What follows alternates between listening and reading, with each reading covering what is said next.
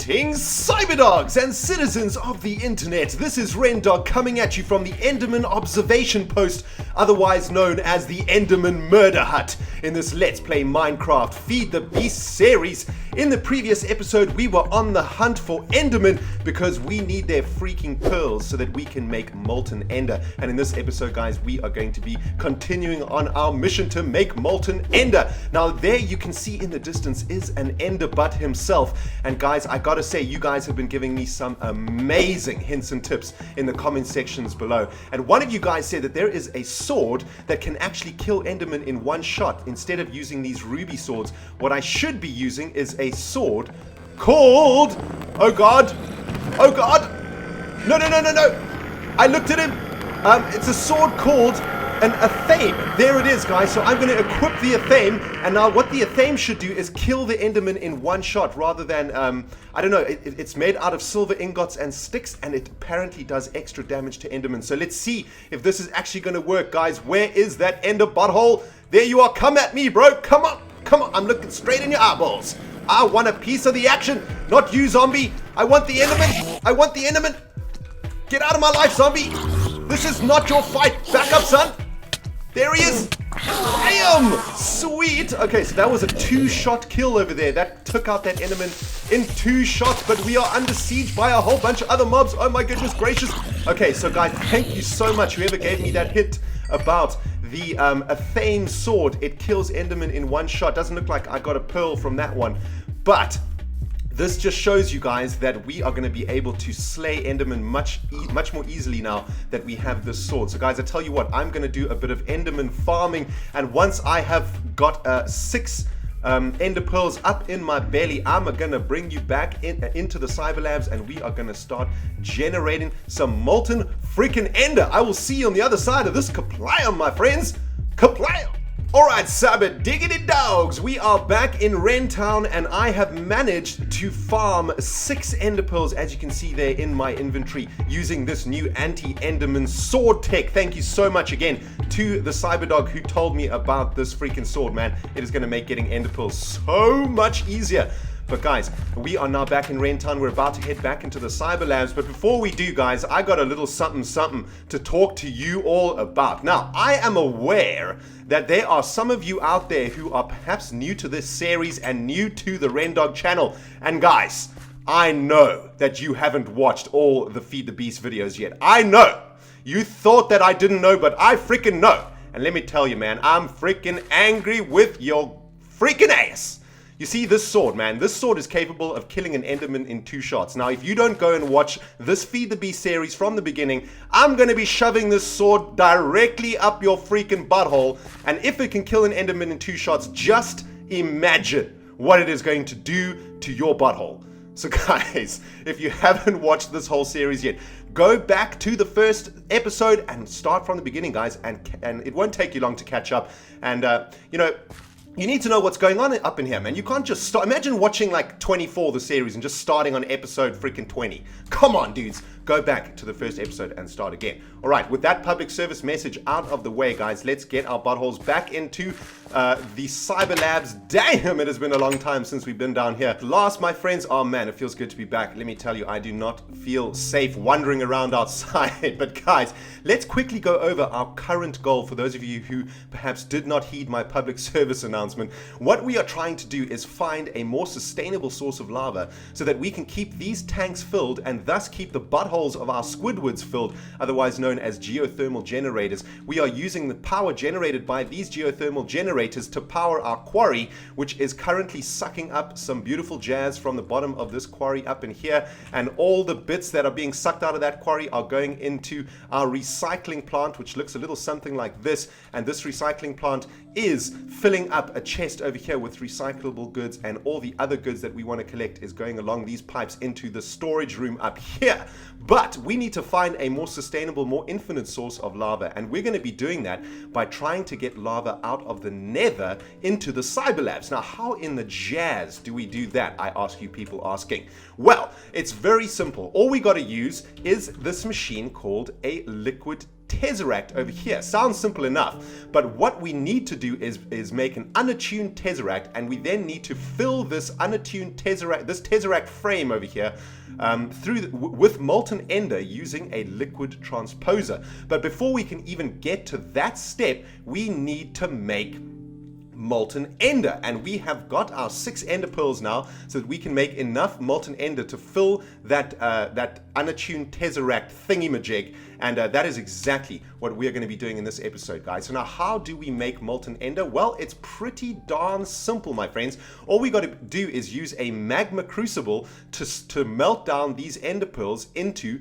Molten Ender.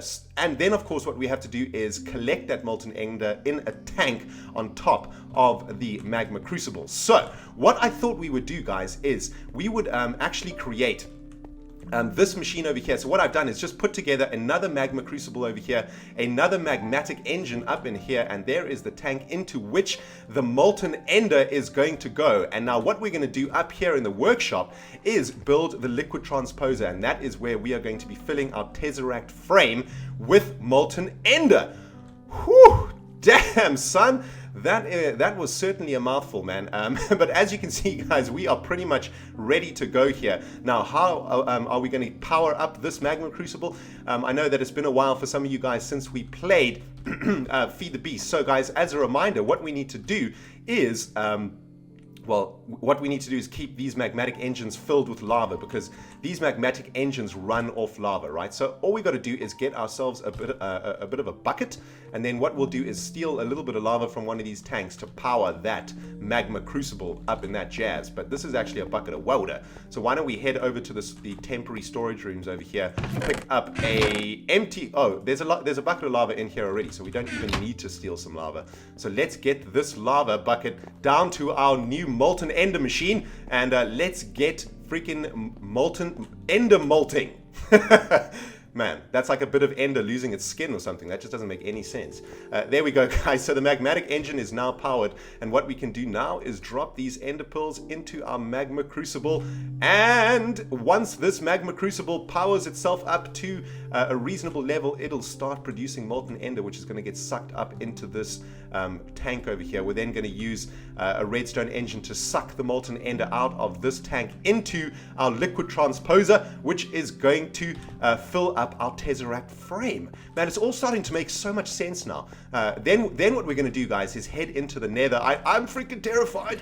Oh God, but we're going to have to do it. It's a necessary evil. We're then going to build a platform all the way over one of those giant ass lava lakes in the nether, and construct for ourselves a pump, very much like the pumps that we created here, right? So where is the last pump that we made? Here we go. So this is the configuration that we're going to be using in the nether, and this pump is going to be sucking out all of that juicy lava from that nether lake. What, of course, we're going to have to do is surround everything with cobblestone so those freaking ghasts don't blow up our works, man. This is like building an oil rig in the middle of a war-torn freaking country. You know what I'm saying, guys? It is going to be some intense business, man. But what we've got going over here, guys, for those of you who don't know, these are magma crucibles which are creating lava. Basically what happens, right, is what we need to put in here is netherrack. But it looks like we're almost completely out of netherrack, which is not a good thing, I must say, because I do believe that these magma crucibles can explode if they do not have anything to do. So I think what we're going to have to do is quickly pop over to our storage chest. I do believe that we can smelt down cobblestone also in the magma crucibles. I'm not 100% sure about that, so let's go and make sure that we can. Let's make sure that these magma crucibles are always freaking doing something. Yeah, we can smelt down this cobblestone, so we don't necessarily have to smelt down netherrack. Although I do believe smelting down netherrack actually makes more lava than cobblestone. Once again, guys, I could be wrong, so please do forgive my noobness if I've got that wrong. But let's just get that little bit of netherrack out of there. There we go. Right, guys, let's go check on... Oh, there's one one little piece of netherrack left over there. Okay, so what this whole thing actually does, right? These magma crucibles creates lava. Then the lava flows down these tubes and refills the magma crucibles, or sorry, the magmatic engines. So the magmatic engines are always running, and then any of the excess lava gets basically scraped off here into our lava tanks. Very much like a honey farmer, right? We're scraping off the extra lava that our magmatic engines don't need. There you can see some lava has just come out, going back into the magmatic engines to keep them infinitely powered, and there goes a little bit of lava into our tanks. And of course, those tanks are powering our geothermal generators upstairs, which are in turn powering our quarry. And as you can see, our quarry is firing on full freaking cylinders, man. Let's go check in the recycling bin just before we check if our Molten Ender has been created, to check if we've got any diamonds or anything sweet in here. Well, we haven't got anything amazing yet, although machine parts looks like it's quite rare. We've got some apatite. Still waiting for some really cool stuff to come out of here. Empty cells is useful, so that's pretty cool, but we still haven't seen a diamond or anything like that come out of our recycling plant. It obviously takes a long ass time. So let's have a look. What the jazz? All of our ender pearls are...